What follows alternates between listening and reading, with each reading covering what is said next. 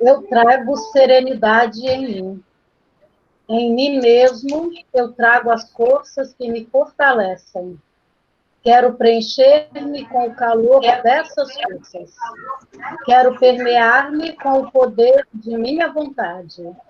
E quero sentir como a serenidade se derrama por todo o meu ser, quando me fortaleço para encontrar em mim a serenidade como força pelo poder do meu esforço. Rodolfo Simon. Então, agora quero passar a palavra para o Emerson. Muito bem-vindo, querido, novamente. Muito bem-vindo todos os participantes aí do nosso estudo, do nosso Fundamentarte. E aí, Emerson, te passo a palavra. Gostaria que você falasse um pouquinho sobre sua trajetória e pode iniciar o nosso estudo de hoje. Boa noite, pessoal. Tudo bem? Todo mundo? Tranquilo? Sexta-feira, não é? Não dá para sair ainda, a gente faz isso daqui. Isso aqui serve como substituto, tá? Ouvi falar de cosmogonia na sexta-feira à noite. Tenho muita vontade mesmo. Minha trajetória de uma maneira bem simples, porque assim o assunto ele é grande e ele é desafiador, tá? Pedagogia Waldorf aparece na minha vida há pouco mais de 20 anos. Salomé está com 23, é isso mesmo, 22 anos. Como professor na escola Micael de Fortaleza. Lá da Micael fui subindo, descendo para o sudeste, vindo para o sul, né? Eu estava vindo para o sul e comecei a subir a serra do Rio de Janeiro. E não era a programação inicial, mas eu fui bater lá no Vale de Luz, tá? 6 anos de Vale de Luz, né? Foram 6 anos de Vale de Luz, eu acho que eu dei aula de inglês 21 anos, depois eu peguei uma turma, e depois o destino sai carregando a gente por esses lugares, e aí, em 2008, eu comecei a trabalhar numa escola em Campinas, interior de São Paulo, chamado Veredas. Lá eu levei uma turma do 1º ao 8º, aí eu formei no ano de 2015 essa turma, no ano de 2016, a escola me ofereceu um ano sabático. Eu disse, que maravilha, né? Que privilégio poder ter um ano sabático, tá? Mas, no final das contas, eu descobri que, na realidade, esse ano foi um ano black sabático, porque eu fui bater na coordenação, eu era professor substituto, você dorme 12º ano, acorda primeiro, pode dar uma passada no terceiro, você vai-se embora nisso daí, tá? Então eu disse assim, cara, pelo amor de Deus, me dê uma sala porque eu acho que é mais sossegado. Mas aí eu vi que, na realidade, assim, o caminho que eu estava trilhando, que era o caminho da formação com adultos, e um desejo muito grande de começar a trabalhar com tutoria nas escolas, não me permitiam ir para uma sala de fundamental, né, uma sala de segundo setênio, porque uma sala de segundo setênio você fica muito mais ali próximo dos alunos, tá? E eu comecei a trabalhar no ensino médio. E aí, no ensino médio, com literatura e filosofia, tá? Deixa eu só fazer uma pergunta. Aparecida, vocês estão me ouvindo direito? Ou está cortando alguma coisa?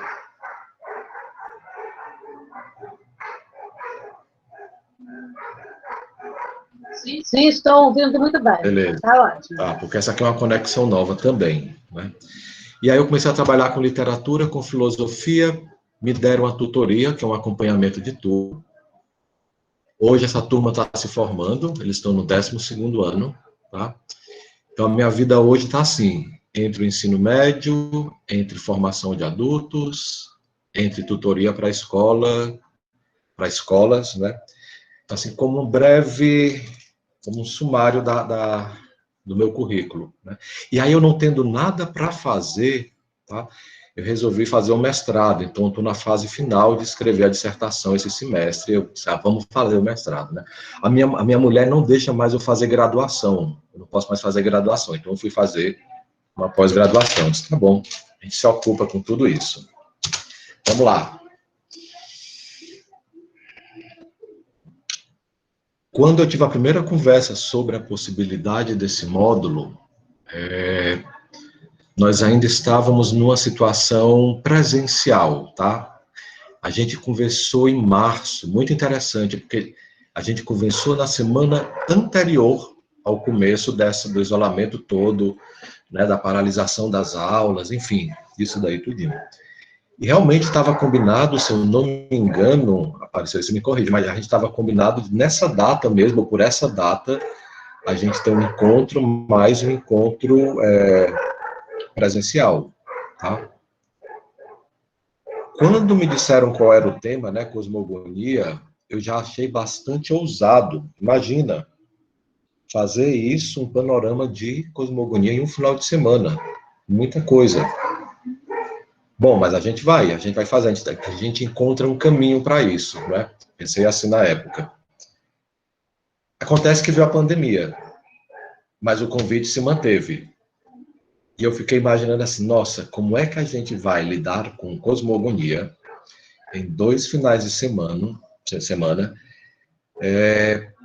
dessa forma, tá?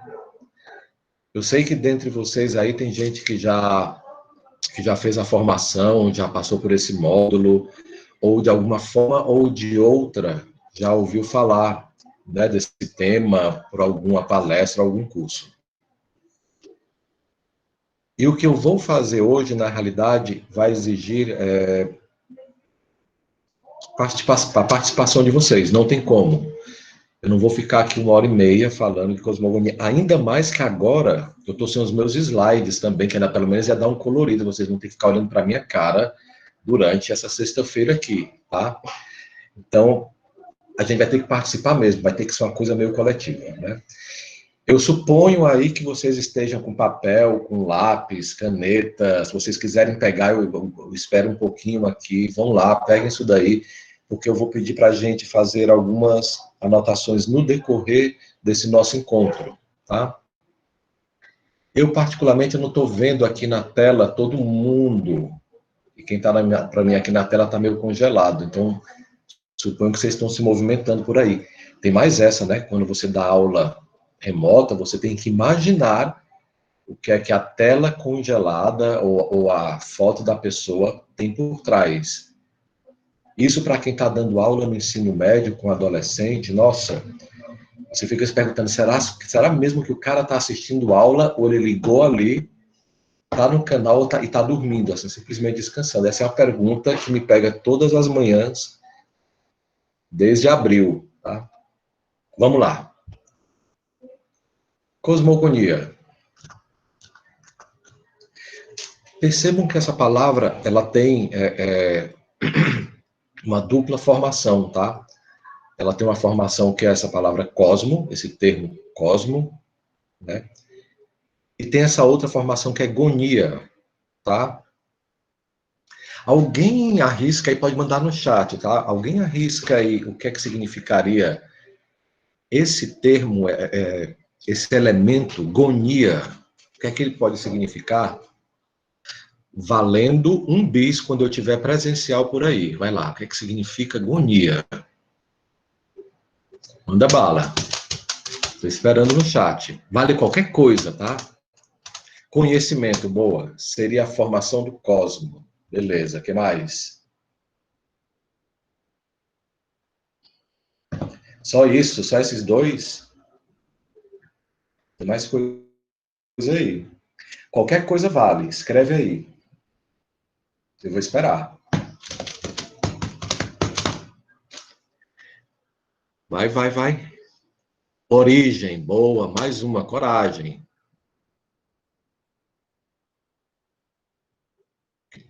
Estou com 3 palavras só. Isso aqui não dá para fazer o que eu quero, não. Surgimento. Mais 2 palavras eu dispenso vocês. Conhecimento da formação do cosmos. Relação com o suprassensível. Beleza. Se a gente pegar essa palavra na etimologia dela, né? Gonia. Gonia quer dizer reproduzir, tá? É isso, quer dizer reproduzir. A gente vai ver essa palavra em outras formas, tá? Gerar, engendrar, ato de criar. Cosmogonia. O ato de criar o cosmos. Nossa, negócio muito grande, não é? Da onde vem tudo, da onde vem esse cosmos? E aí a palavra cosmos, a gente também tem que tomar cuidado, porque cosmos aqui, vindo do grego, ele significa mais do que simplesmente o universo visível. Com galáxias, com estrelas, com bilhões, bilhões e bilhões de galáxias e estrelas, cosmo aqui vai além disso. Cosmo aqui também tem a ver com a certa ordem do universo. Não existe caos, existe cosmo. Então a gente poderia pensar a cosmogonia como o ato de criar ordem, o ato de trazer harmonização. Ou fato, que se a gente diz ato, alguém fez isso daqui. Acontece que, por exemplo, quem já fez o seminário de formação sabe que tem um módulo lá chamado cosmogênese, né? Ou cosmogonia. E lá a gente vai se deter sobre uma explicação, que é uma explicação do Steiner, sobre a origem do universo, sobre a origem do cosmos, e aí a gente tem que incluir o ser humano também dentro dessa ideia de cosmos. Ele não se trata somente da natureza, quer seja a natureza da Terra, como árvore, rocha, água, animal, mas natureza no sentido mais amplo de tudo que tem a ver com o que tem aí nesse universo em termos materiais, tá? E o Steiner traz uma explicação para a gente sobre isso daí. Para mim, hoje, eu acho que a gente deveria pensar nessas explicações como, não como a explicação, mas como uma explicação, como uma maneira de falar sobre a origem do cosmos.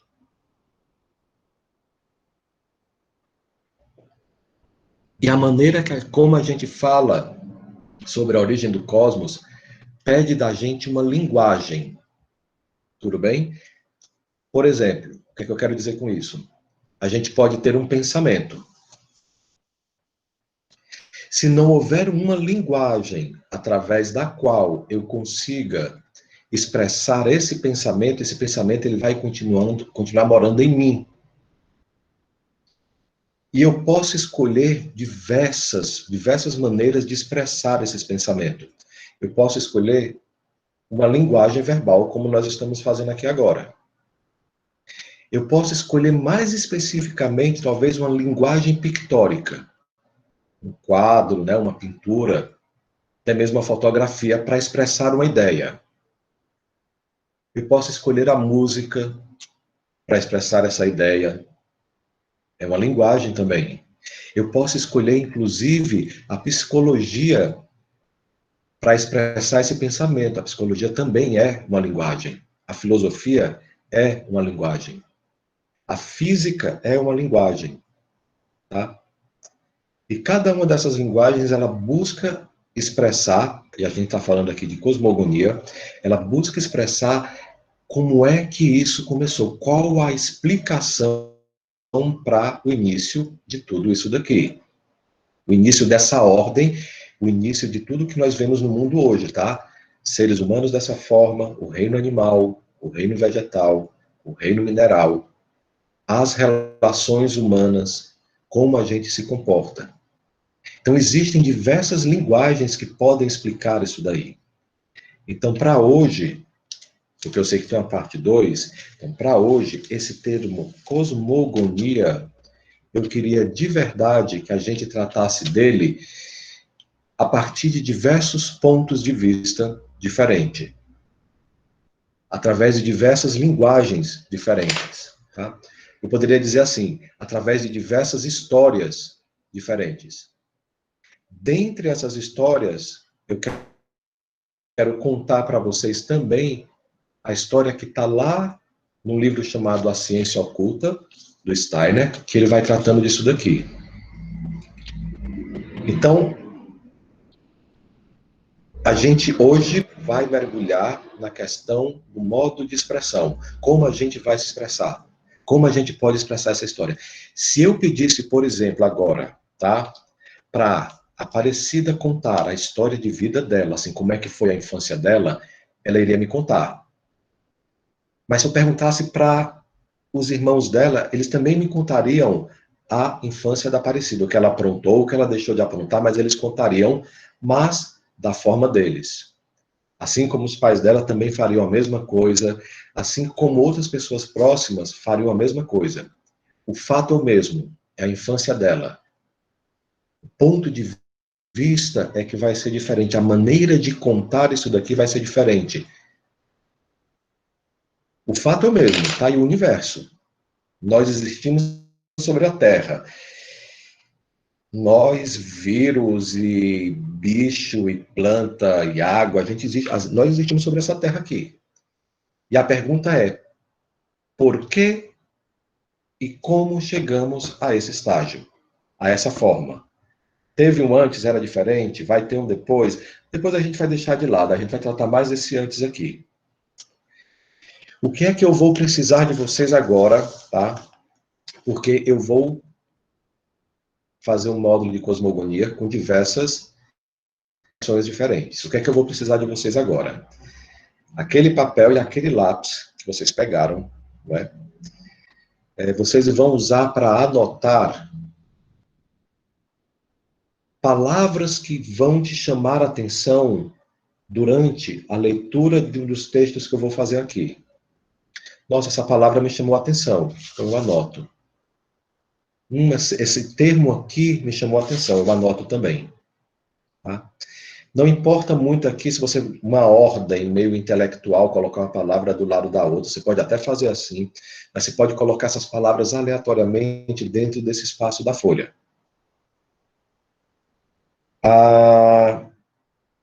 Essa é a primeira coisa que nós vamos fazer. Depois, tá? Ao final de cada uma dessas histórias, aí realmente eu vou pedir que vocês façam comentários, porque senão vai ficar um negócio muito pesado. Então, ao final de cada uma dessas histórias, eu quero que vocês façam comentários, a gente vai conversar um pouco, e eu passo para a seguinte. Eu tenho hoje para vocês 1, 2, 3, 4, 5. Nossa, eu tenho 6 histórias para vocês, para contar para vocês hoje. Tudo relativo ao termo cosmogonia, cosmogênese. Bacana? A primeira dessas histórias, ela vem da mitologia dos Yorubás. É a mitologia orixá, dos orixás, né? E ela fala sobre a criação da Terra. Tá? Aparecida, eu vou perguntar de novo aí. Tá todo mundo me ouvindo, né? Não tá travando nem nada. Porque agora é legal ouvir a sequência. Show de bola. Tá? É tranquilo. Então vamos nessa. Ó, pega papel aí, povo. Vai anotando as histórias. Por ir lá, um lugar inóspito, sem nenhuma serventia. Acima dele havia o céu, onde viviam Olorum e todos os orixás,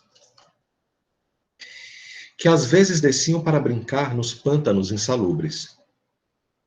Desciam por teias de aranha penduradas no vazio.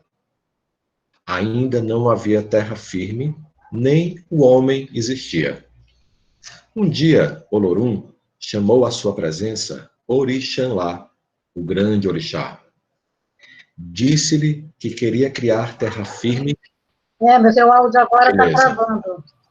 Você quer que eu comece de novo ou vocês perderam o começo? Travando um pouco o áudio. Oi? Começa, por favor. Começo. Orixalá cria a terra. No começo, o mundo era todo pantanoso e cheio d'água. Um lugar inóspito, sem nenhuma serventia. Acima dele havia o céu onde viviam Olorum e todos os orixás, que às vezes desciam para brincar nos pântanos insalubres. Desciam por teias de aranha penduradas no vazio. Ainda não havia terra firme, nem o homem existia. Um dia, Olorum chamou à sua presença Orixalá, o grande orixá. Disse-lhe que queria criar terra firme lá embaixo e pediu-lhe que realizasse tal tarefa. Para a missão, deu-lhe uma concha marinha com terra, uma pomba e uma galinha com pés de 5 dedos. Orixalá desceu ao pântano e depositou a terra na concha. Sobre a terra, pôs a pomba e a galinha, e ambas começaram a ciscar. Foram assim espalhando a terra, que viera na concha, até que terra firme se formou por toda parte. Orixalá voltou a Olorum e relatou-lhe o sucedido. Olorum enviou um camaleão para inspecionar a obra de Oxalá. E ele não pôde andar sobre o solo que ainda não era firme. O camaleão voltou dizendo que a terra era ampla, mas ainda não suficientemente seca. Numa segunda viagem, o camaleão trouxe a notícia de que a terra era ampla e suficientemente sólida, podendo-se agora viver em sua superfície. O lugar, mais tarde, foi chamado Ifé, que quer dizer ampla morada. Depois, Olorum mandou Orixalá de volta à terra para plantar árvores e dar alimentos e riquezas ao homem. E veio a chuva para regar as árvores. Foi assim que tudo começou. Foi ali, em Ifé, durante uma semana de 4 dias, que Orixá Nanlá criou o mundo e tudo que existe nele. E aqui nesse livro ele vai se embora com essa parte da criação. Beleza. O que é que vocês acham desse mito? O que é que chama atenção nesse mito? Para vocês, o que chama atenção nesse mito? Nessa história? Tanto por semelhança como por dessemelhança de histórias que vocês já conheçam, como algo que chama atenção independente de comparação. Isso mesmo, ó, fala 3 ou 4 de cada vez, senão não vai dar pra gente ouvir aqui não, tá?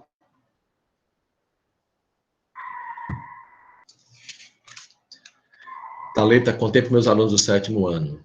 Aline traz o lugar inóspito, Aline traz o vazio. O que mais? Semelhante com a ideia de evolucionismo. Palavra pantanoso. O que mais? Tem muita imagem aí. 2º ano, criação do mundo. Semana de 4 dias. 3º ano. Insalubre, a palavra insalubre.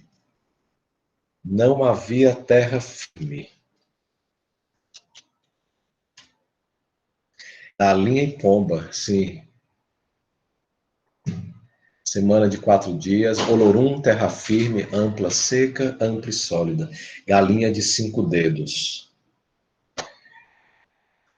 O vazio, terra concha. Algo côncavo, sim. Alimento, e ela chuva, morada.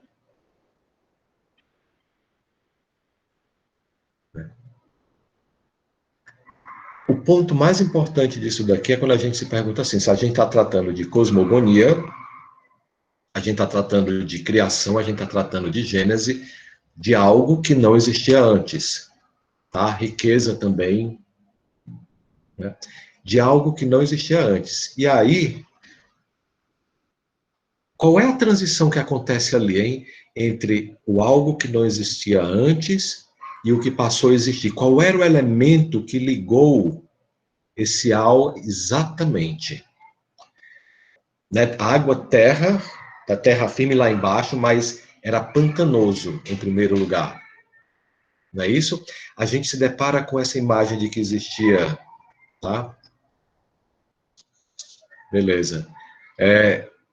A gente tem essa imagem de que existia um espaço de morada dos orixás, ou deuses, e uma terra que não era sólida. E aí a gente tem um elemento, ele descreve isso, a gente tem esse elemento pantanoso, a gente tem água, a gente tem o elemento água na sua manifestação que seja, né, líquido, tá? Essa era uma terra pantanosa em primeiro lugar.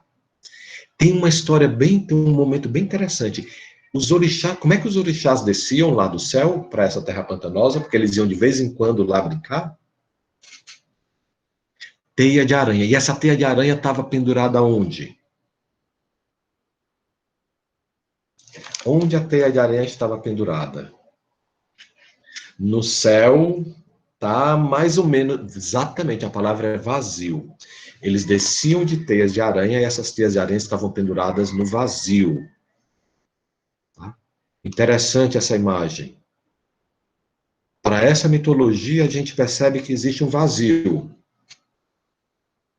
E que embaixo existe uma terra ainda não firme. Então, ou seja, tem uma intenção de terra ali ainda. Né? Na sequência, tá? Quando a galinha e a pomba espalham a terra todinha, né, por ali, aparece um outro ser também que vai testar se aquilo ali tá, aquela terra ela é firme mesmo. É um ser até fora do nosso contexto, né? Talvez de esse camaleão mesmo, né? Um camaleão. Por que será um camaleão? Né? Mais uma imagem. Por que um camaleão? Mas a gente tem essas imagens, tá? Transformação, talvez, ele muda. Ok, concordo com vocês. E ainda deixa a interrogação aí, tá? Adaptação, pode ser. E ainda deixa a interrogação aí. Se alguém escrever Dave Bowie, também tá valendo, tá? Aí a gente vai colocar aí. Adaptação, vai também. Mas eu acho que a gente não vai fechar essa resposta. Não é? E aí, somente depois da segunda ida que esse camaleão diz, olha, agora tem terra firme aí mesmo. Tá? E logo depois que aparece a terra firme, o que é que surge nessa terra?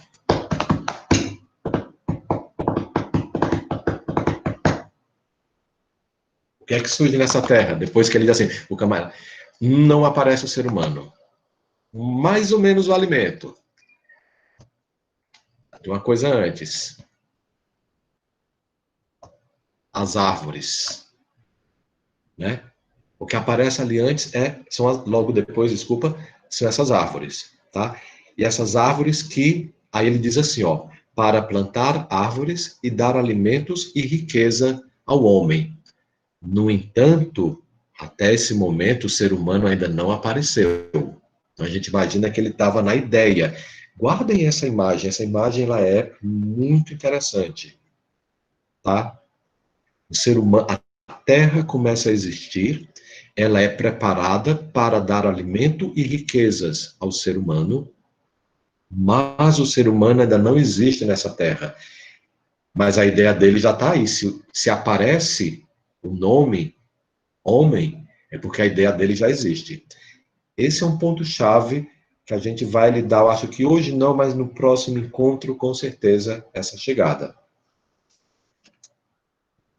Alguém mais gostaria de comentar alguma coisa sobre essa história aqui especificamente?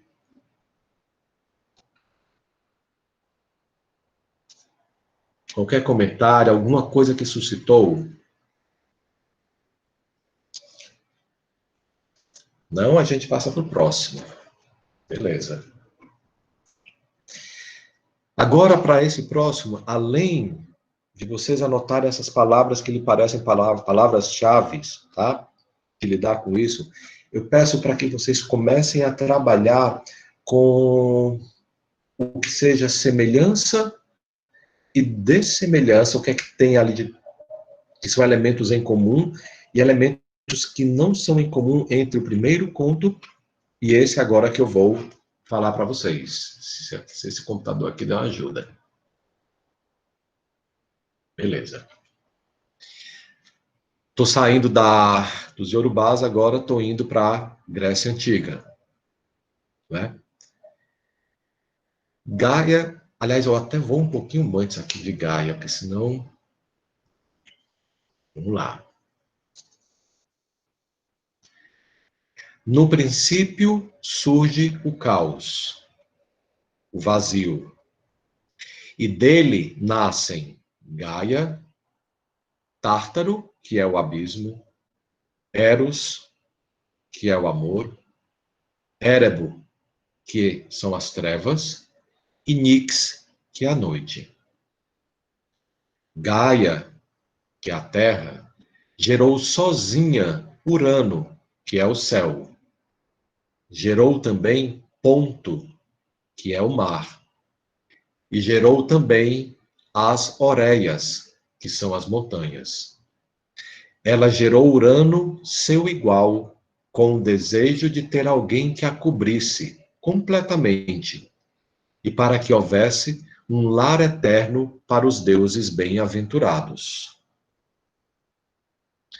Com Urano, Gaia gerou 12 filhos, 12 titãs. O último deles, Cronos, que era o mais novo e era o mais terrível dos seus filhos e que odiava a luxúria do pai. Como fosse Urano capaz de prever o futuro, Urano, ele previa o futuro, temeu o poder desses filhos, quais tornar-se-iam poderosos, e os encerrou novamente no útero de Gaia. Ela, que gemia com dores atrozes, sem poder parir, clamou pelo favor de seus filhos e pediu auxílio para libertarem os irmãos e vingarem-se do pai.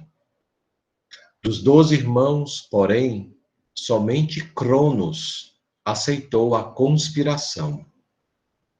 Gaia, então, retirou do peito o aço e, com o auxílio de Nix, à noite, dele fez a foice dentada.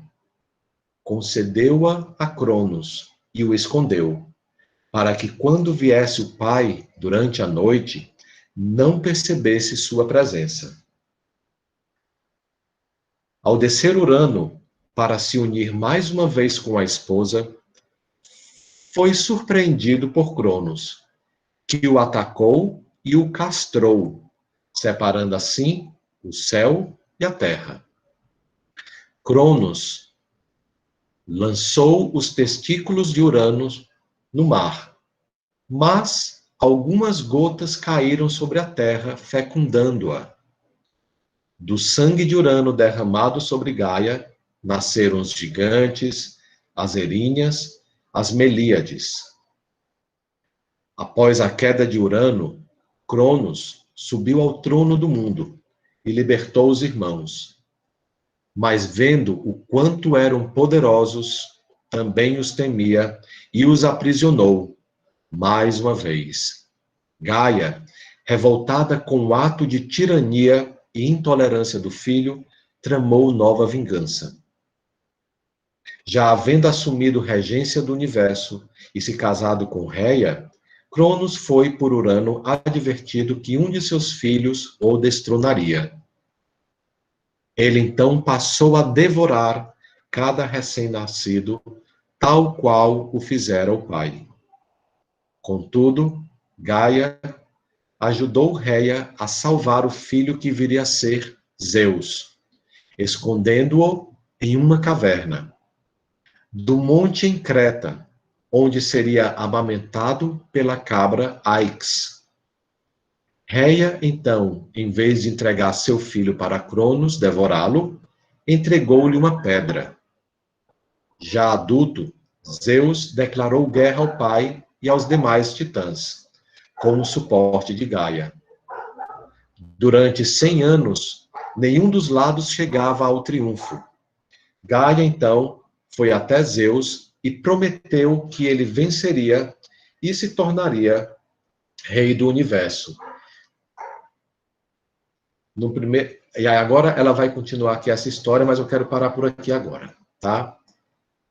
Esse é um outro ponto de vista. Essa mitologia aqui tem muita coisa, vai-se embora, né? Esse outro ponto de vista, de novo a gente está ouvindo a palavra gerar, de novo aparece o termo criar, parir, engendrar, reproduzir. Isso está todo o tempo parecendo como um tema desses dois contos. Que palavras surgem para vocês agora, no sentido desse conto aqui, dessa história, dessa mitologia, se a gente quisesse chamar assim?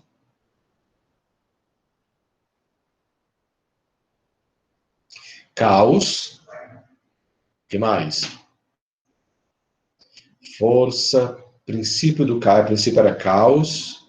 Poder.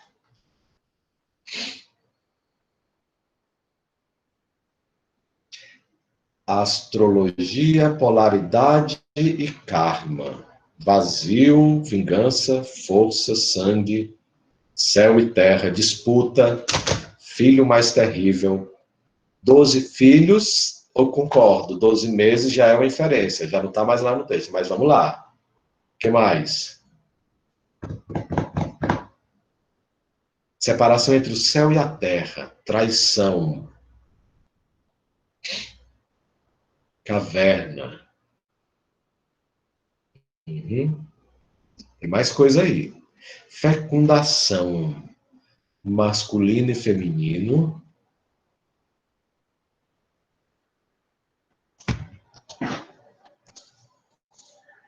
Que semelhanças ele tem com o primeiro conto? Aprisionar, né? Que semelhanças ele tem com o primeiro conto? Vazio, acho esse testículo gerando vida, temer, testículo jogado ao mar, são essas imagens do conto, né? Agora essa pergunta, qual a semelhança que ele tem com o primeiro conto?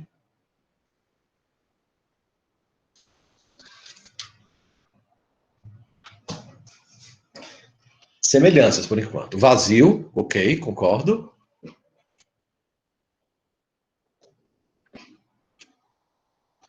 Vamos guardando isso daí. O que mais? Só o vazio de semelhança entre os dois pontos? Céu e terra, céu e terra. Boa. Vazio, céu e terra.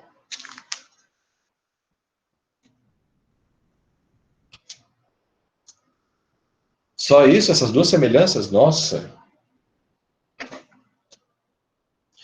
Montanhas. Transformação é como um tema. Boa. Não existia o homem. Isso é muito interessante. Tem a criação, lar e morada. Então, morada, o homem não existia. Não existia ser humano. Início de tudo. Estamos lá, nós, no início de tudo. Início de tudo o quê, né? Início de tudo o quê? Mais alguma coisa? Algum comentário?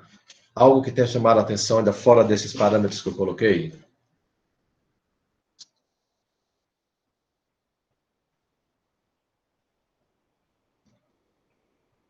Não? Beleza. Segundo mito, tá? A gente ouviu. Vou pedir a paciência de vocês que a gente vai ter que entrar, sim, por essas imagens. Agora, eu quero ler para vocês um mito judaico-cristão. Passamos pelo Yorubá, passamos pelo grego antigo, né? E agora eu queria trabalhar com vocês essa imagem que nos é trazida lá no mito que a gente conhece como mito judaico-cristão. Ou, com outras palavras, lá no Antigo Testamento, né? Algo que talvez seja mais próximo. O mesmo processo, tá? A gente vai agora trabalhando com essas palavras vão gerar ideias, essas ideias nos levam a perceber semelhanças e dessemelhanças entre esses contos. No princípio, Deus criou o céu e a terra. Ora, a terra estava vazia e vaga. As trevas cobriam o abismo. E um sopro de Deus agitava a superfície das águas. Deus disse: haja luz. E houve luz. Deus viu que a luz era boa. E Deus separou a luz e as trevas. Deus chamou a luz dia e as trevas noite. Houve uma tarde e uma manhã, primeiro dia. Deus disse: haja um firmamento no meio das águas, e que ele separe as águas das águas. E assim se fez. Deus fez o firmamento, que separou as águas que estão sob o firmamento das águas que estão acima do firmamento. E Deus chamou ao firmamento céu. Houve uma tarde e uma manhã, segundo dia. Deus disse que as águas que estão sob o céu se reúnam num só lugar e que apareça o continente. E assim se fez. Deus chamou ao continente terra e a massa das águas mares. E Deus viu que isso era bom. Deus disse que a terra verdeje de verdura, ervas que deem semente e árvores frutíferas, que deem sobre a terra, segundo sua espécie, frutos contendo sua semente. E assim se fez. A terra produziu verdura, ervas que dão semente segundo sua espécie, árvores que dão, segundo sua espécie, frutos contendo sua semente. E Deus viu que isso era bom. Houve uma tarde e uma manhã, terceiro dia. Deus diz que haja luzeiros no firmamento do céu para separar o dia e a noite, que eles sirvam de sinais, tanto para as festas quanto para os dias e os anos, que sejam luzeiros no firmamento do céu para iluminar a terra. E assim se fez. Deus fez os 2 luzeiros maiores, o grande luzeiro como o poder do dia, e o pequeno luzeiro como o poder da noite e as estrelas. Deus os colocou no firmamento do céu para iluminar a terra, para comandar o dia e a noite, para separar a luz e as trevas. E Deus viu que isso era bom. Houve uma tarde e uma manhã, quarto dia. Eu vou encurtar um pouquinho aqui agora. E aí ele vai agora criar os seres vivos, tá? Ele vai criar serpentes, ele vai criar todas as aves, ele vai abençoar isso, chegar ao final do quinto dia. E ele continua. Deus disse: façamos o homem à nossa imagem, como nossa semelhança, e que eles dominem sobre os peixes do mar, as aves do céu, os animais domésticos, todas as feras e todos os répteis que rastejam sobre a terra. Deus os abençoou e lhes disse: sede fecundos, multiplicai-vos, enchei a terra e submetei-a. Dominai sobre os peixes do mar, as aves do céu e todos os animais que rastejam sobre a terra. Houve uma tarde e uma manhã, sexto dia. Palavras que chamam a atenção aqui. Ainda como palavras.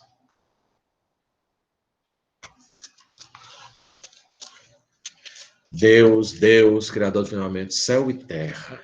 Beleza. 7 dias, né?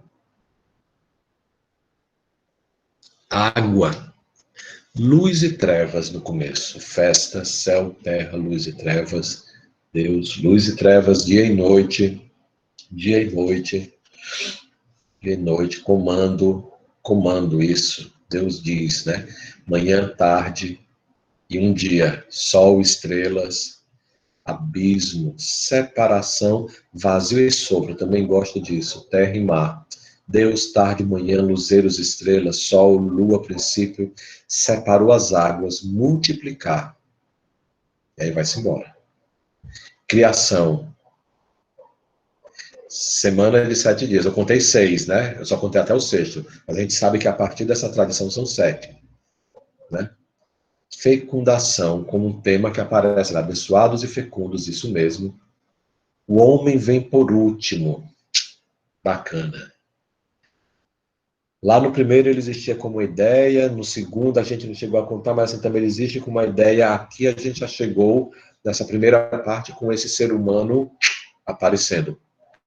Crescer e multiplicai-vos, né? Continentes. Que semelhanças vocês percebem entre esse daqui e os outros? Coloca aí, ó. Entre esse e o Yorubá, tal coisa. Entre esse e o grego, tal coisa. O que é que vocês percebem de semelhança? Vazio.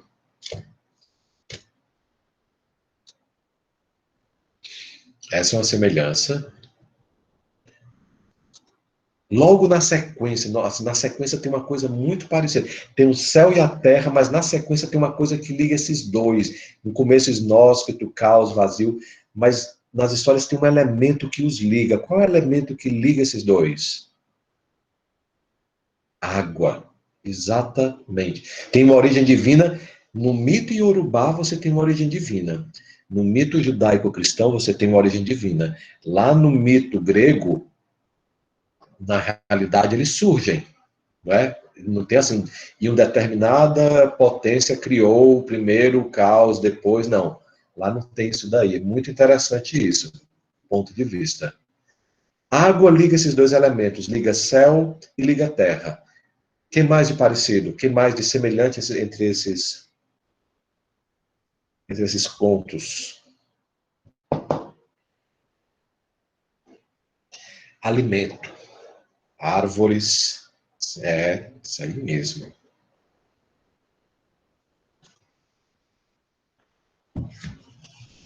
Bom, aí a gente já tem uns caminhozinhos para a gente começar a brincar aqui com o pensamento da gente, né? Porque, percebam só, a, a, esse último mito que eu contei, judaico-cristão, tá? Mitos que vêm sendo coletados aí na história da humanidade de um determinado povo que ali transita pelo que a gente conhece como Oriente Médio. Beleza. Lá longe, lá com os Yorubás, mito também de criação.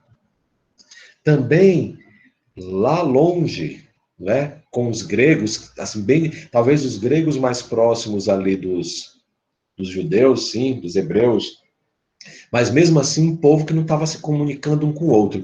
E a gente já começa a se perguntar assim, não, mas espera aí, como três culturas tão distantes podem relatar o que eles consideram como criação do mundo com essas semelhanças? Para mim é uma pergunta, eu não quero trazer nada como uma ideia final, nenhuma teoria em cima disso daí. Mas por que que tem? Né? Como é que é isso de culturas diferentes? Bacana. Eu vou narrar agora um outro mito para vocês, tá? Um outro. E que agora está longe desses daí. Porque é aqui na América, tá? É um mito tupi-guarani. Né? E aí vocês vão ouvindo, trabalhando isso daqui, e a gente trabalha depois com essas palavras, essas semelhanças e dessemelhanças.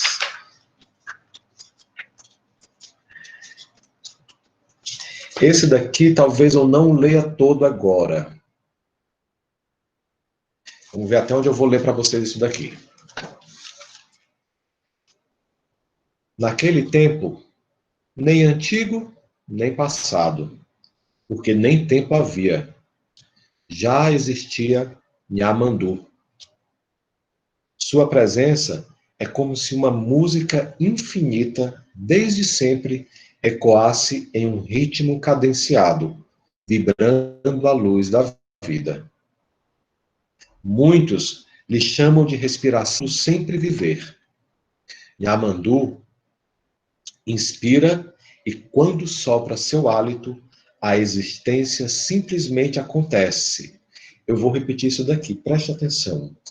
Nhamandu inspira e, quando sopra seu hálito, a existência simplesmente acontece.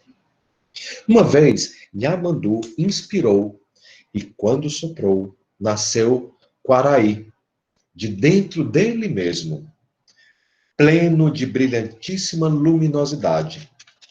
Por sua vez, Quaraí, de si mesmo, no seu coração, faz surgir Tupã, que se põe a dançar e cantar na imensidão de Nhamandu, e criando mundos através de seus cantos sagrados. Tupã criou a Mãe Terra, e também muitas outras mães estelares, através de um cantar, na pausa de uma respiração relampejante. Talvez tenha sido um suspiro. Sim, um suspiro divino. Após isso, o espírito da Mãe Terra flutuou na imensidão como uma fumaça que foi assumindo a forma de uma quase serpente. Algo como uma fumaça luminosa que foi se esticando, depois foi se contorcendo, se enrodilhando, se encolhendo, se tornando oval. Depois foi aos poucos se arredondando e ali ficou, em um giro dançante, talvez azul, talvez prateada, não sei, mas brilhava e radiante. Adormeceu. Sonhava. Foi assim, sonhando-se, que a Mãe Terra transformou-se em uma imensa tartaruga estelar. Então Tupã olhou e desenhou em seu corpo as primeiras entidades: montanhas, rios, lagos, nascentes, florestas, desertos e planícies. Depois disso, Tupã precisava de alguém para continuar o trabalho da criação. Foi assim que ele sonhou em criar o primeiro ser humano. Foi assim que ele sonhou em criar o primeiro ser humano, que na antiga língua dos nossos antepassados foi chamado de Yanderuvuçu. Mas ele era diferente dos homens de hoje. Quando o primeiro ser humano veio, ele não conseguiu viver na Terra. Ele era como se fosse feito de vento luminoso. Algo assim como o vento que dá para pegar. Ah, e tinha asas, iguais àquelas dos pássaros, que ainda não existiam. Como ele era muito leve, vivia no ar. Então ele foi dizer a Tupã que não conseguia viver sobre a terra. O Criador pensou e sugeriu que ele percorresse os 4 cantos do mundo e fosse atrás das entidades que elas lhes ensinariam. Yanderuvuçu flutuou em direção ao leste, que ele convidava com uma manhã pacífica, e encontrou com uma imensa rocha. Ele olhou e disse: Pedra, você pode me ensinar a viver na terra? Vocês sabem qual foi a resposta da pedra? Pois é, não vou contar para vocês agora não, tá? Isso aqui é um segredinho que eu vou guardar. Deixa aqui. Porque a gente ainda vai usar esse mito aqui no nosso próximo encontro. Palavras que vêm dessa mitologia tupi-guarani. O que é que vem aí? Respiração, adoro essa palavra que inspira, surge tudo, sem tempo no começo. Nem tempo havia, nem tempo havia. Sonho, Tupã sonha, música, hálito. Tupã, Deus, isso, mas ele tem outros deuses antes dele, né? Sopa tartaruga, Mãe Terra. Pausa. Música em ritmo cadenciado. Homem com asas, sopro, suspiro, sonho. É Quaraí, né? Guaraí. Inspira, expira. Ritmo, respiração, existência, fumaça. Ar. Exatamente. Como é que é o começo de tudo aqui, hein? Como é que é o começo de tudo aqui? Ele fala lá. A imensa tartaruga estelar. Exatamente, que venha se tornar a nossa Terra. Né? O começo de tudo aqui era, naquele tempo antigo, já existia Nhamandu, né? Nem antigo, nem passado, isso mesmo. Traz os elementos naturais como seres. Bacana. Ó, me mostra as semelhanças que tem nesses pontos, todinho que a gente foi até agora. Luz da vida, assim. O que é que tem de semelhante nesses contos todos? Assim, me dá-se uma coisa que os elementos, ok? O homem vem depois da criação dos elementos. Tem um ar, concordo.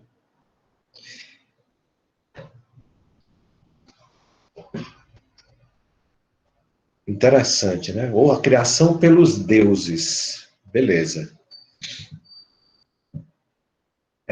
De novo, a criação pelos deuses, só tomando cuidado que lá na mitologia grega, os deuses são a própria criação. A deusa Gea é a própria terra, né? Ela não cria, ela é ela mesma ali, né? Como se tivesse tudo preparado, concordo também. O que mais? O que é que te causa como impressão? Que impressões você tem? Sempre para o homem, né? No final tem sempre o homem. Eu prefiro o ser humano, mas tem sempre o homem ali.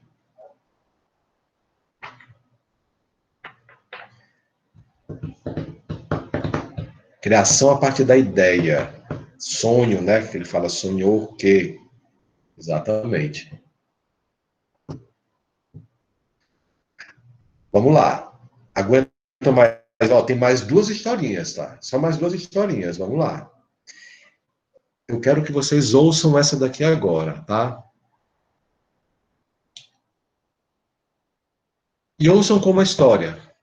Ouçam como uma história. O começo de tudo. Apesar da sugestão do nome, o Big Bang não foi de fato uma explosão, mas sim uma grande expansão de um ínfimo ponto do espaço chamado de singularidade, com densidade e temperatura infinitamente altas. Quando o universo tinha uma idade de aproximadamente 10 elevado a menos 35 segundos, durante o período inflacionário, o seu tamanho aumentou exponencialmente, dobrando cerca de 90 vezes. Ao final dessa expansão acelerada, o universo tornou-se mais frio e menos denso. Nesse período, surgiram a gravidade, a força eletromagnética e a força nuclear da natureza, bem como o tempo e o espaço. Os elementos mais leves da tabela periódica surgiram nos primeiros minutos de vida do universo, por meio da combinação de prótons, dando origem aos núcleos atômicos mais leves. Esse processo deixou um rastro de energias detectável, proveniente de todas as direções do universo, a radiação cósmica de fundo. Durante os seus primeiros 300, 400 mil anos de idade, o universo era tão denso que a luz não conseguia propagar-se. Tudo era como uma névoa densa, que absorvia toda a luz. Com a crescente expansão do universo e diminuição da temperatura, os elétrons livres uniram-se aos núcleos atômicos, formando os primeiros átomos neutros. Na fase conhecida como nessa a luz passou ao espaço. Cortou aonde? Cortou um pouquinho. Cortou aonde? Eu vou partir aqui do universo se tornando transparente. Vocês ouviram que a luz não conseguia se propagar? Isso vocês ouviram? Sim. Beleza. Agora eu vou entrar na parte que a luz vai começar a se propagar. Com a crescente expansão do universo e diminuição da temperatura, os elementos livres uniram-se aos núcleos atômicos. Nessa fase, a luz passou a se propagar com mais facilidade pelo espaço, e o universo tornou-se cada vez mais transparente. Cerca de 200 milhões de anos após sua expansão inicial, as forças gravitacionais começaram a aglutinar grandes porções de gás. Passados 500 milhões de anos, a força gravitacional uniu lentamente aglomerados de estrelas, as galáxias. Estas, em mútuas atrações, formaram os primeiros clusters, que, por sua vez, formaram seus grupos de galáxias locais. Que palavras surgem para vocês desse mito? Que palavras surgem para vocês desse mito que eu acabei de contar? Denso, ponto, universo, parece o calor transparente. Névoa, luz, expansão, singularidade. Expansão, propagação de luz, denso, névoa, átomo, tempo, espaço, gases, fogo, elementos químicos, luz, combinação. Respirar, gravidade, matéria, origem, grandes forças. Interessante. Galáxia, estrelas, propagação e expansão, energia lentamente, medida do tempo. Que semelhança tem esse conto que eu acabei de narrar para vocês com os outros? Que semelhanças tem ali?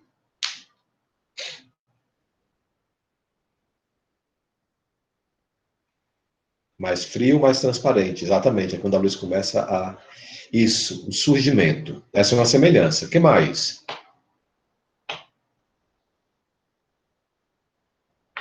Luz. Surgimento da luz, ok. O que mais? Que semelhança tem? Tem semelhança. Muitas coisas. Essa é uma pergunta? Escuridão? Bacana. O surgimento dos minerais, resfriamento, tá travando de novo, a gente já para um pouquinho. Tá dando para ouvir agora? Beleza, vamos lá. Uma concentração no ponto e depois uma expansão, não é? Essa concentração, o que é que existe? Imagina uma concentração num ponto. O que é que existia além dessa concentração nesse ponto? Isso é fácil de imaginar. Pega tudo que tem hoje, esmaga tudo, transforma num ponto que nem tem tamanho.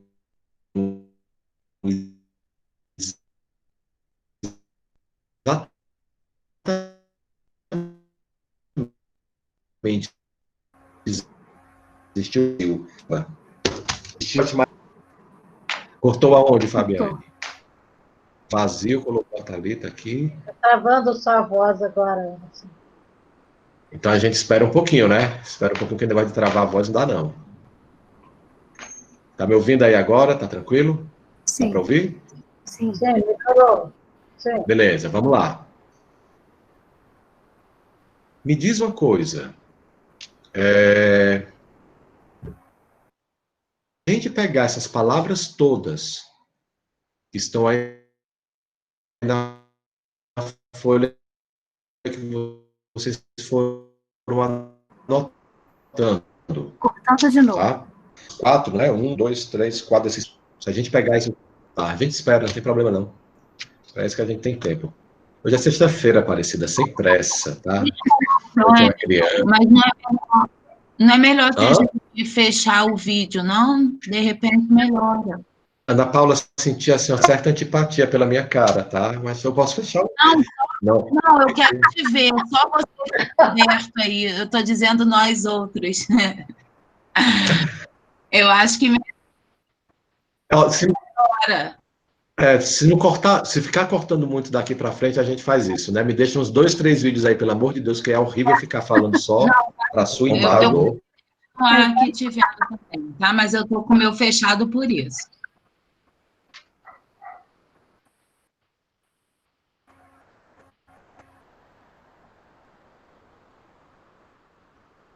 Beleza.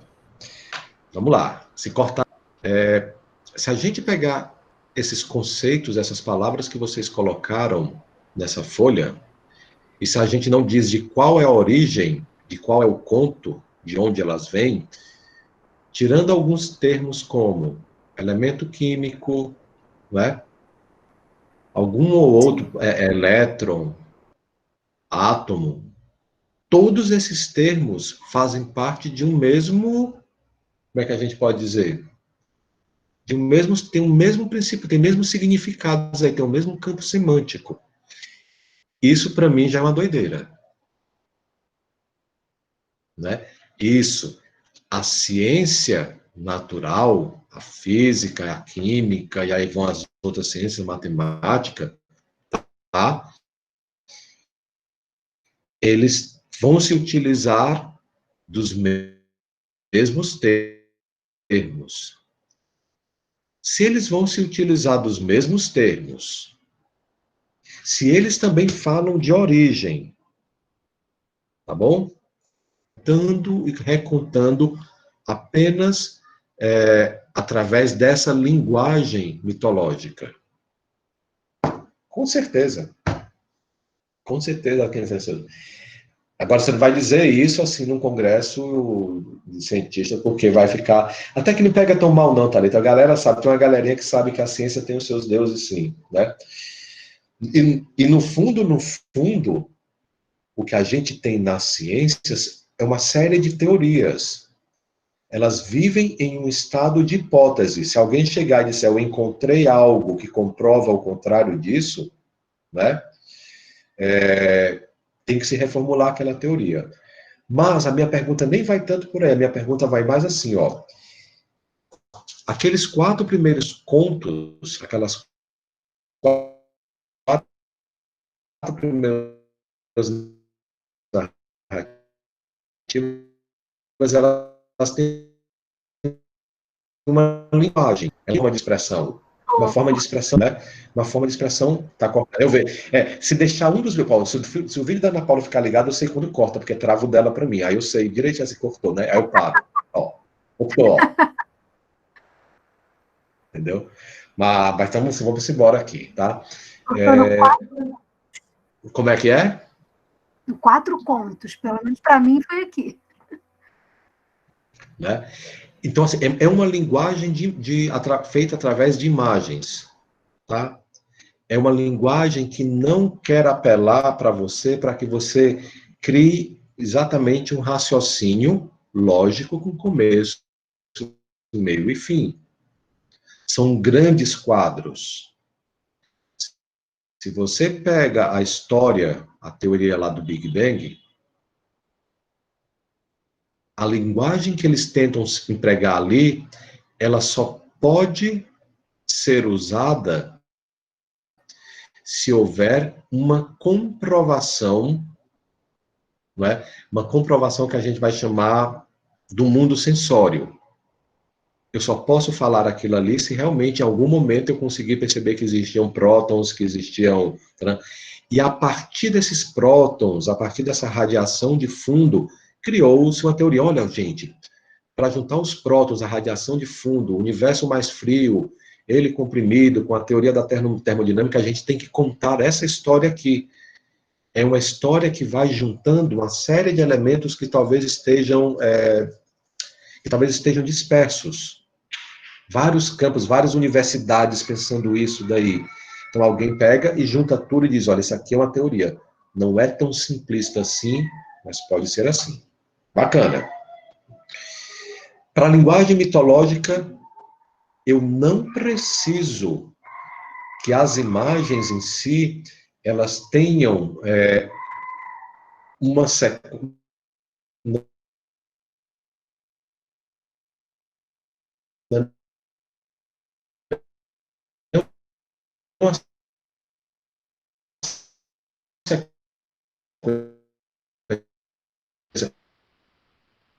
Travou. Travou? Ouviu de novo? Beleza. Né? O que é que significa o elemento água? Tá? Aí cabem diversos pensamentos em torno disso. Não é? O que é que significa o elemento terra? Por que num determinado momento a terra era pantanosa, em outro momento a terra já existe como ser na mitologia grega, em outro momento na mitologia judaico-cristã você já tem uma terra que ainda não é terra, né? Como que terra firme só vai surgir mais lá na frente, tá bom? E na linguagem científica, eles não vão falar de elemento água. Eles vão falar, apareceu um átomo de hidrogênio,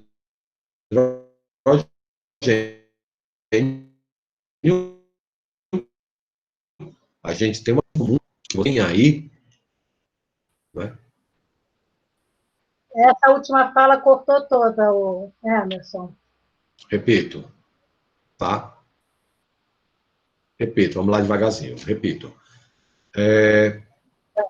Por favor. Apesar a gente vai olhar assim, esse elemento água, ele existe enquanto uma imagem desses contos mitológicos, a gente chama de mitologia. E o elemento água também existe nessa teoria. Mas nessa teoria aqui, eles só podem falar do elemento água se eles conseguirem mostrar sensorialmente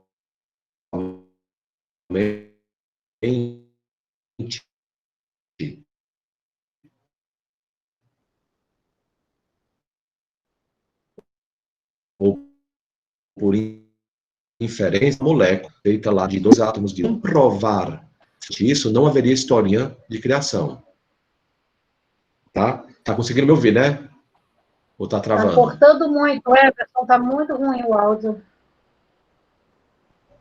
Então, peraí, deixa eu desligar o meu vídeo aqui e talvez dê certo. Vamos ver se vai melhorar aqui, tá? Vamos lá, vocês conseguem me ouvir agora, tranquilas? Show de bola, então vamos embora. Agora sim. Eu vou repetir só essa última parte que eu não sei até onde vocês ouviram. Sensorialmente. Quando eu trago de novo a imagem do elemento água, isso, não é? Vocês estão ouvindo agora, não estão? Sim. Beleza. Se eu trago de novo a história da imagem do elemento água, ele tem uma determinada função nos mitos. Quando eu entro na história da linguagem científica, se eu não conseguir uma comprovação de que existe uma molécula formada de 2 hidrogênios e 1 oxigênio, eu não vou contar a história. Comprovação. Olha, essa palavra vai ser muito importante quando a gente for desenvolver um raciocínio em torno dessa história da cosmogonia do ponto de vista da antroposofia. Tá? O que é comprovação? não é? Deixa eu perguntar uma coisa para vocês. A gente tem, são 2 horas direto, tem alguma 1h30 e perguntas, como é que a gente faz aqui? Só para saber até onde eu vou seguir. Os últimos 30 minutos a gente reserva para perguntas, então você Show de tem bola. mais 8 minutos. Ótimo. Dá demais. Vamos lá. Então, por um lado, a gente tem a linguagem mitológica, por um outro lado, a gente tem que a gente conhece como linguagem científica, né? A linguagem da ciência, a metodologia da ciência também. E parece que entre a linguagem mitológica e a linguagem científica tem um fosso, tem um abismo. Né? Por quê? Porque as imagens que estão ali na descrição mitológica, elas nem pedem comprovação. Né? Imagine se a gente tivesse que comprovar Olorum. Imagine se a gente tivesse que comprovar Nhamandu. Imagina se a gente tivesse que comprovar que existe a gente vai chamar de Deus, ou uma mão, ou uma inteligência por trás de tudo isso daí. Para a linguagem científica, Deus não é, ou a inteligência universal, ou algo que guia toda a criação. Para a linguagem científica ainda não é alcançável, porque ainda não há uma prova, ainda não há uma comprovação. Tudo bem até agora? Sim. Nesse ponto, sabendo que eu tenho 5 minutinhos, tá? Eu vou terminar lendo uma outra história. E essa outra história que eu vou ler para vocês tem muito a ver com isso que eu acabei de falar das linguagens. Da linguagem mitológica e da linguagem científica, tá bom? Esse é mais curtinho. E eu vou começar essa historinha aqui com vocês já assim, já na metade do caminho, tá? Porque se eu fosse contar a história toda, a gente ia levar um ciclo da Terra todo, né? Vamos lá.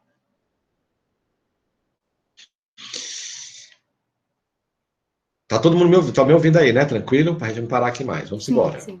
Essa material inseridos pela observação espiritual no início da evolução saturnina. O que se pode observar aí não apresenta de modo algum o caráter calórico posterior. Querendo-se caracterizar esse estado, só se pode falar de uma qualidade comparável à vontade humana, nada mais do que vontade. Trata-se, portanto, de um estado inteiramente anímico. Ao se explorar a procedência dessa vontade, encontra-se sua emanação de seres sublimes, que em sua evolução alcançaram graus quase inconcebíveis, até a altura em que, tendo-se iniciado a evolução de Saturno, puderam fazer a vontade emanar de seu próprio ser. Algum tempo depois dessa emanação, liga-se a vontade à atividade dos espíritos da sabedoria acima caracterizados. Com isso, a vontade, até então completamente desprovida de atributos, adquire paulatinamente a propriedade de espelhar a vida no espaço celeste. Podemos denominar esses seres que se comprazem em irradiar a vontade no início da evolução saturnina como espíritos da vontade. Na ciência esotérica cristã, eles são denominados tronos. Ponto. E isso é mais um conto para a gente. O o que é que a gente traz de palavras para esse pequeno trecho que eu li aqui de vocês, para vocês agora?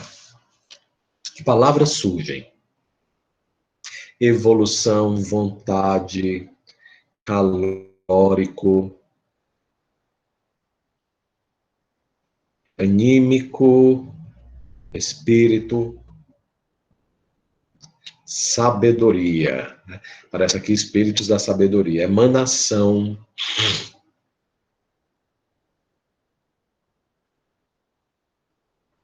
Espelhar. Tem uma palavra boa aí. Tronos. Espaço celeste, tempo.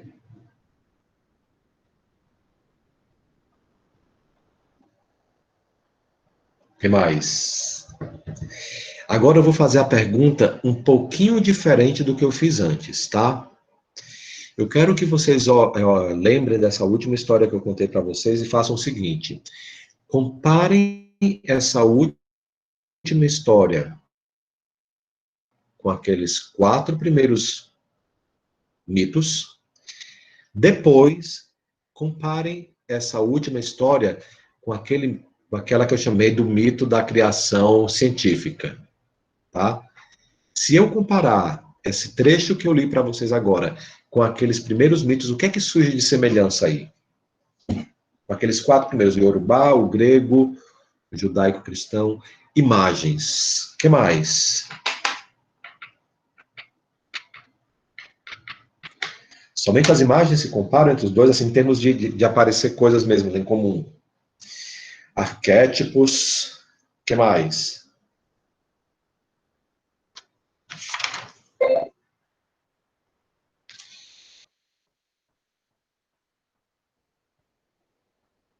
Só isso, presta atenção, a pergunta. Esse último em comparação com seres sublimes, força. Né? De novo, nem é citado o ser humano aqui, né? Exatamente, mas seres sublimes, muito interessante. Agora eu faço a outra pergunta. Esse último trecho que eu li para vocês, comparado à descrição do Big Bang, o que é que eles têm em comum?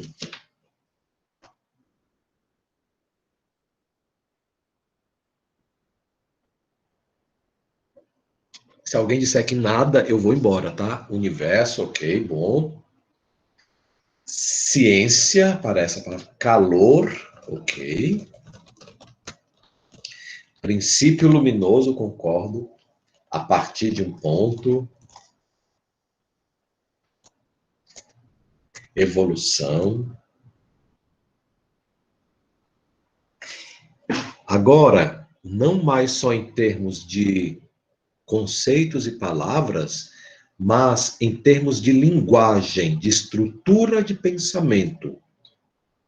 Tá? Esse último trecho que eu li para vocês, em termos de estrutura, como ele organizou as ideias dele, não é?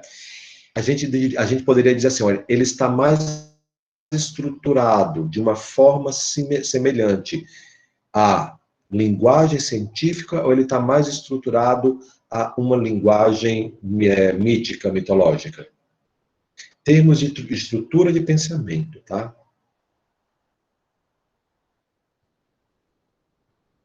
Ok, a linguagem dupla é menos literária. Mas pense agora, como é que essa sequência ela é descrita, não é? Como é que é feita essa descrição? Muito mais descritivo. Muito mais descritivo. E é só porque é um pequeno trecho, tá? Para mim, agora, a gente chega em um ponto que é um limite. É um limite que lida com imagens, porque tem imagens aqui dentro também, desse último que eu li, mas que a linguagem, exatamente, é uma observação, não uma narrativa. Ela é uma linguagem muito mais descritiva. Estou observando isso e vou descrever para vocês. Então, esse trecho, ele é limítrofe, ele fica transitando para o mitológico científico. O Steiner chamaria de ciência espiritual, né? É uma questão dos termos, como é que a gente faria isso. Mas, assim, é alguma coisa que toma dos termos, pega os conceitos de uma forma mais ampla, a gente já pode dizer até mitológica, mas que transmite esses pensamentos de uma forma mais descritiva, mais científica, tá? Se vocês conseguirem compreender aonde eu quis chegar nessa questão da linguagem hoje, a gente vai conseguir dar grandes passos no nosso próximo encontro. Porque a gente não tem como entrar nesse material da cosmogonia, como é descrito lá, por exemplo, no livro A Ciência Oculta do Steiner, se a gente não souber dessa questão da linguagem, o modo de expressão dele diante desse fato, desse fenômeno que é a criação do cosmos, né? Se a gente não se aproximar dessa forma, a gente vai cair, existe a possibilidade de a gente cair em dois lugares diferentes. Ou um lugar em que a gente vai olhar para a descrição do Steiner e dizer, linda, muito bonita mesmo. Ela é inclusive poética em alguns momentos. Mas ela é exatamente isso, ela é poesia. E a gente pode ficar numa espécie de devaneio poético apenas, com a linguagem do Steiner. Tal como a gente vai estudar lá a pedagogia Waldorf, a gente vai dizer, vai pegar lá o termo, né, colérico, fleumático, sanguíneo, melancólico, como isso é lindo, como esses termos são legais. A criança é o objeto, a gente começa a entrar numa coisa meio devaneio. E isso é uma polaridade que eu creio que o Steiner não queria trazer para a obra dele. Isso é um lado. Ou, por outro lado, a gente vai cair numa frieza e diz assim, cara, isso aqui não tem o menor sentido. Isso aqui é maluquice. Não existe nenhuma, qual é a palavrinha mágica para a ciência natural? Não existe nenhuma comprovação, prova de que seres sublimes doaram de si vontade para a criação do mundo. E esses dois polos, nenhum dos dois seria benéfico.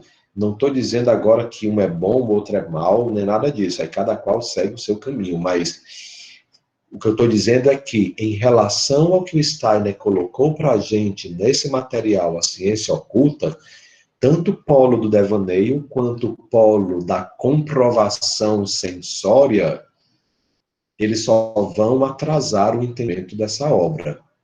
Nossa! Aí a gente vai se colocar a seguinte pergunta, que vai ficar aqui no ar agora, tá?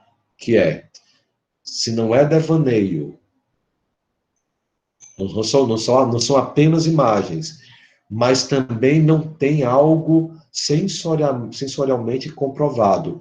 O que é que a gente faz com a tal da cosmogonia descrita pelo Steiner?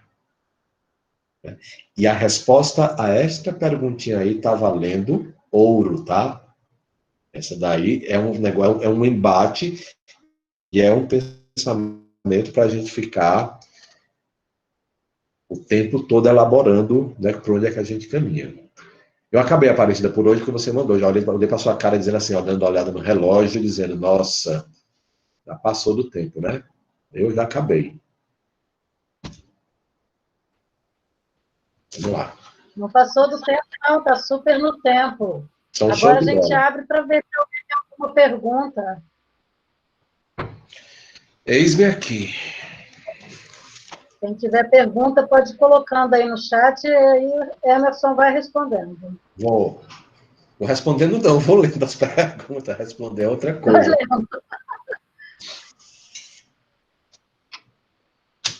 Nenhuma. Isso é... beleza, é porque eu estou lendo o pensamento agora, inclusive.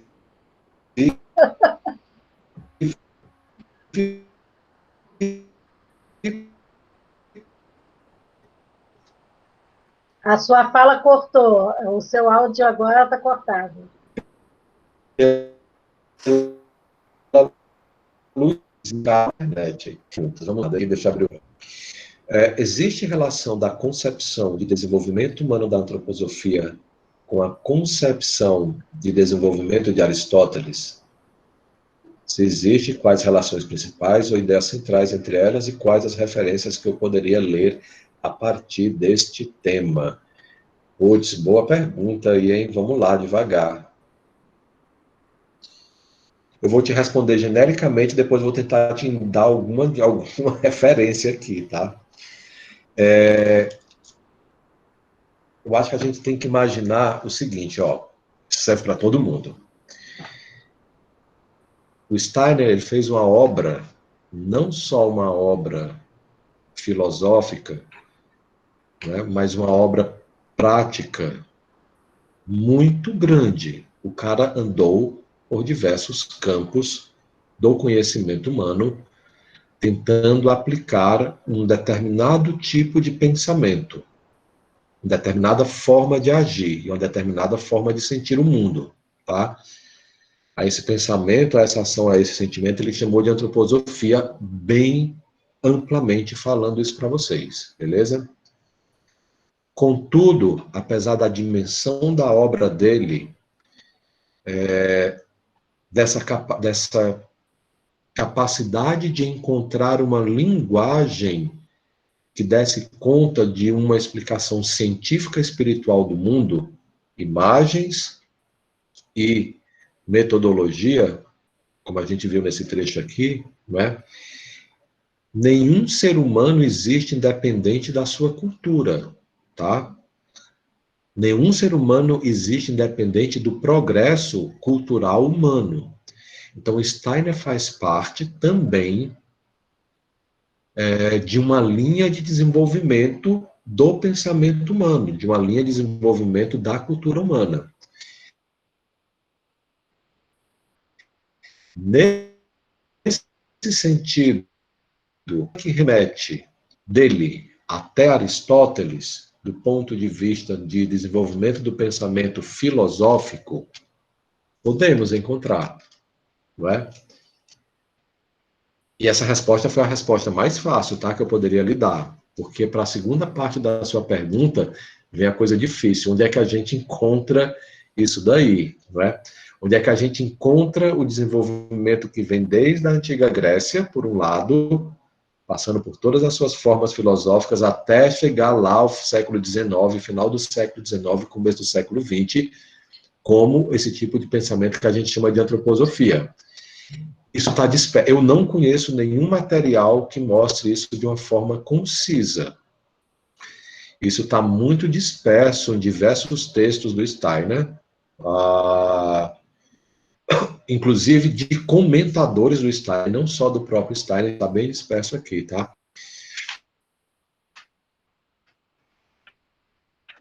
Eu acho que não lembro agora se tem um livrinho dele bem interessante, se você quiser seguir.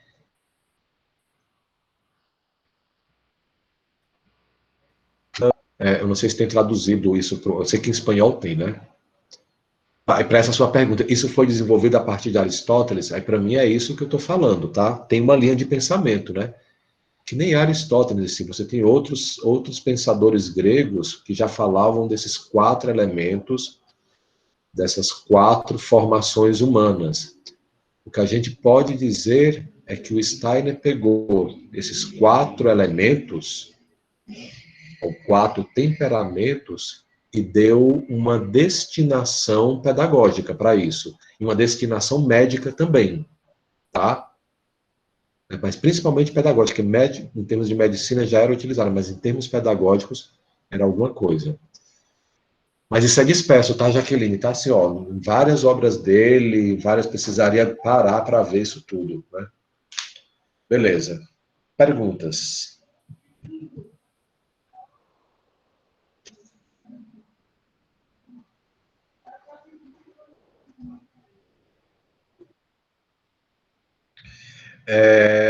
Enigmas da filosofia, tá?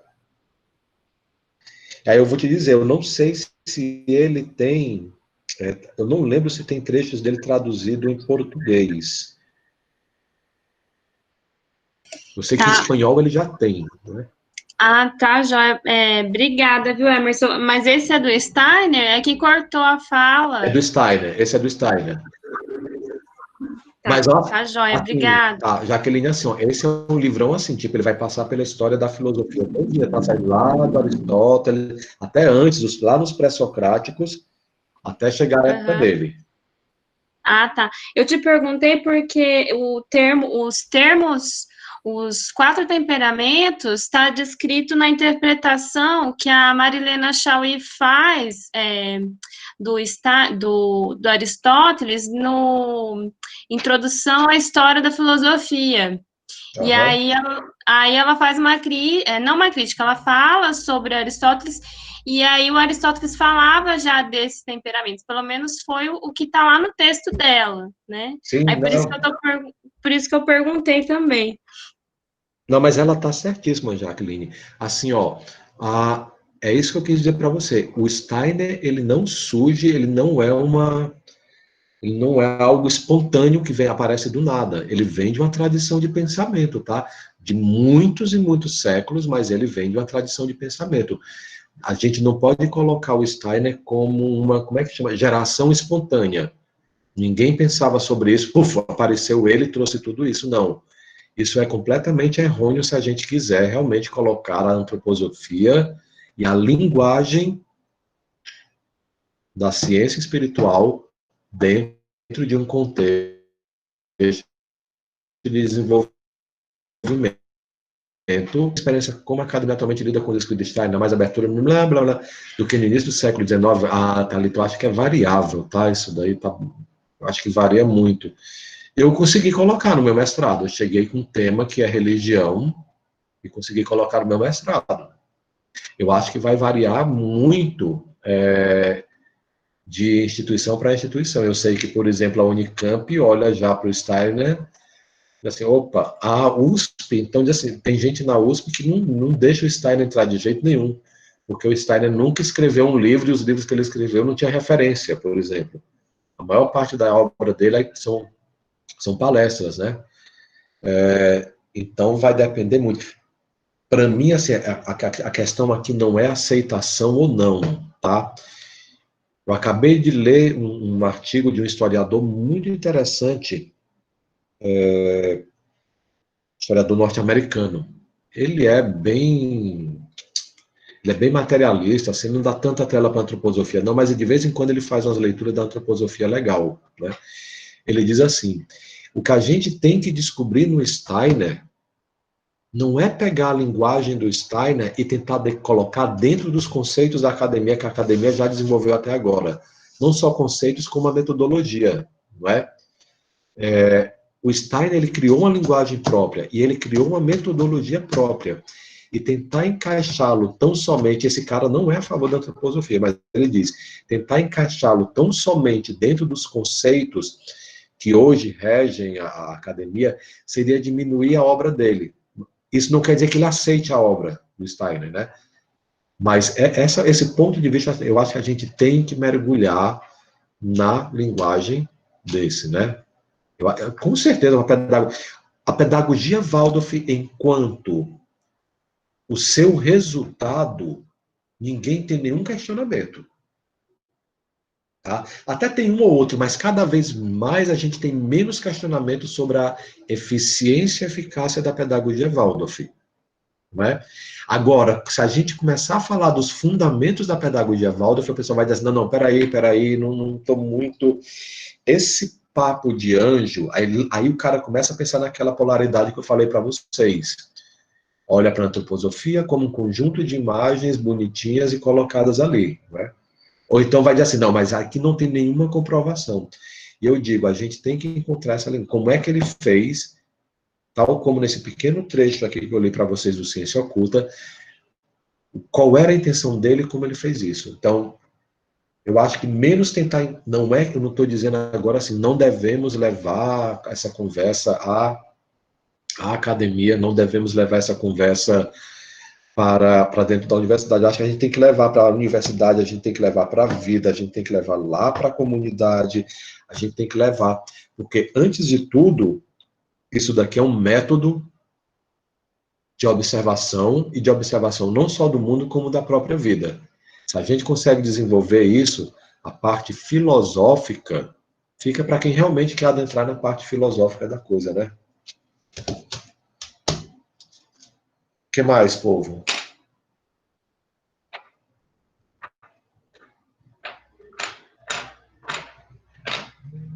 Se vocês não me perguntarem, eu vou deixar um questionário com 10 perguntas do capítulo 4 da Ciência Oculta para vocês responderem no próximo encontro. Aí vai ficar complicado. Vamos lá.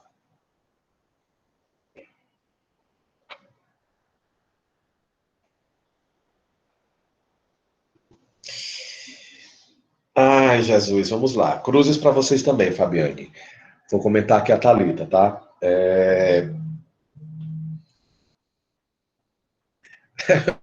Qual pergunta? Não, Aline, não. Vocês é que tem que fazer perguntas, não sou eu fazendo pergunta, não, tá? São vocês. Thalita, quem atua precisa ter esse fundamento? Aí, de novo, eu acho que se você diz assim, olha, eu estou vinculado à pedagogia Waldorf, não é?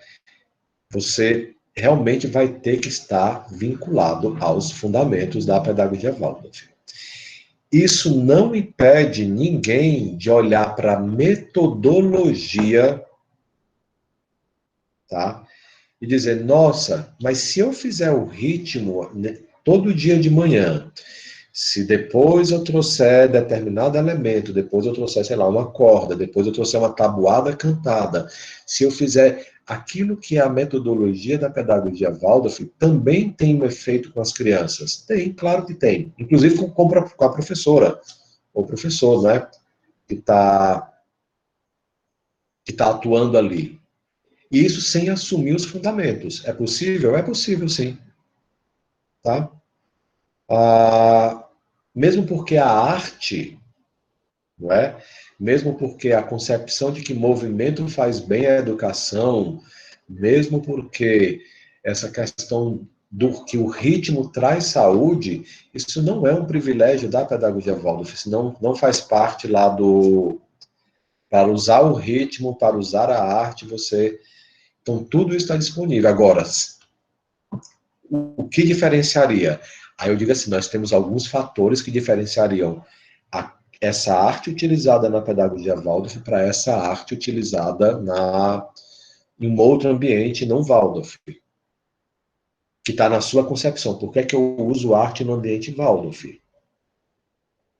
Que meio é esse? Por que é que eu uso isso? Ou o que é que eu quero atingir? Aí eu entro em toda a concepção e a imagem de ser humano, quadro e membração, né? E sim, eu acho que sim, Thalita. Quem está na pedagogia Waldorf tem que saber disso sim, tá? Ponto. Eu acho que não tem muito...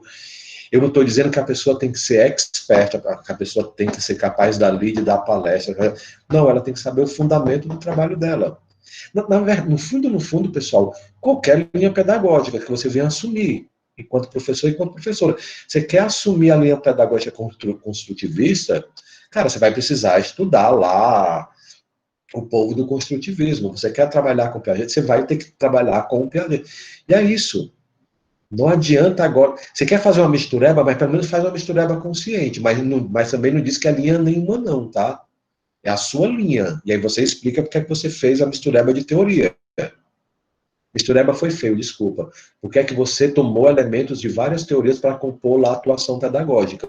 Mas seja consistente. Né? Não dá para ficar só no achismo, não. Ai, eu estou pensando em ganhar alguma coisa.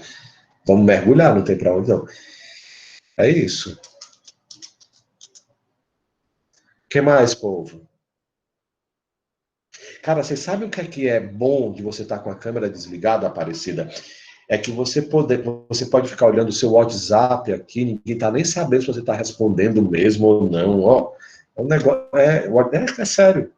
Vamos ligar a câmera de novo para aparecer aqui, porque fica feio, né? Parece que eu estou usando o WhatsApp, mas eu não estou, não. Tem suas vantagens ficar com a câmera desligada. Não, eu estou aqui, ó, não estou nada de usando o WhatsApp, não, tá? O que mais, pessoal? Pergunta. A Jaqueline fez uma pergunta no chat, ó. Opa, cadê?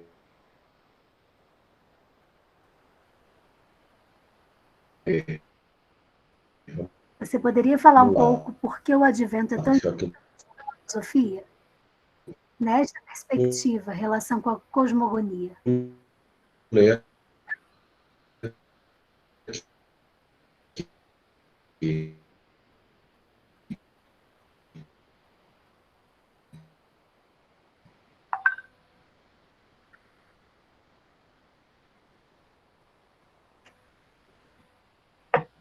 Pergunta, né? Eu não, acho que eu não ouvi, cortou para mim a pergunta. Oh, sim, Cortou. deixa eu voltar aqui, peraí, deixa eu ler de novo, deixa eu achá-la de novo. Tá. Emma, você poderia falar um pouco por que o advento é tão importante na antroposofia? Nesta perspectiva, relação com a cosmogonia. Quem perguntou? Jaqueline. Sou eu de novo, Jaqueline! Vou te dizer um negócio, eu não vou te responder, não. Sabe por quê? Porque senão eu vou lá no advento, porque o advento é um negócio lá na frente, é mais complicado, já tem muita coisa, muita estrada rodada, né? Tá jóia. Não tem problema, tá jóia. Eu só não vou te responder, por isso, senão a gente vai ter que fazer mais 2 horas aqui de conversa. O que mais? Acho que só tem essa. Tem mais alguma? Não. Isso é a pressa para tomar cerveja nesse calorão, né? Sexta-feira, né? Tá todo mundo com pressa, né? É isso. Só não pode sair de casa, o resto pode.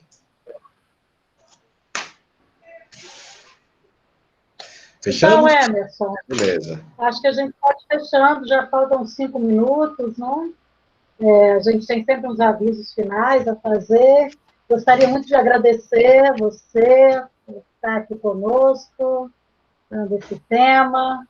Tudo a gente precisa aprofundar mesmo, né? A gente ouve, a gente sabe que tem muito que estudar para continuar entendendo, porque o assunto é grande, né? Precisa de pesquisa mesmo.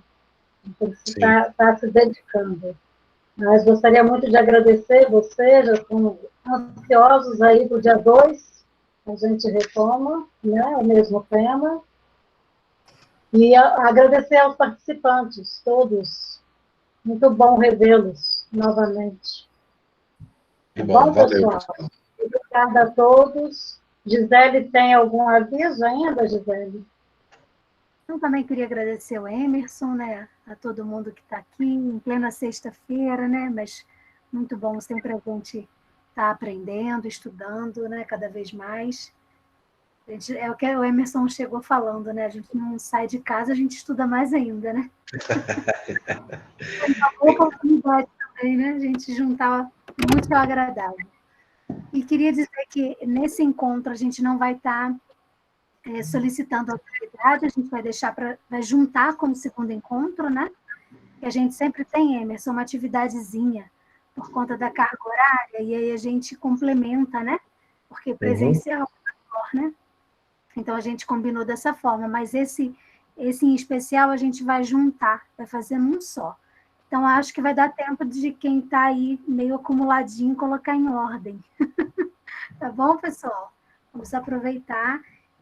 A gente está de volta para saber a resposta do mito. Fiquei curiosa. Beleza, pessoal. Obrigado. Boa noite. Boa noite. Um abraço a todos. Obrigada, Emerson. Boa noite. Valeu. Boa noite a todos. Um abraço.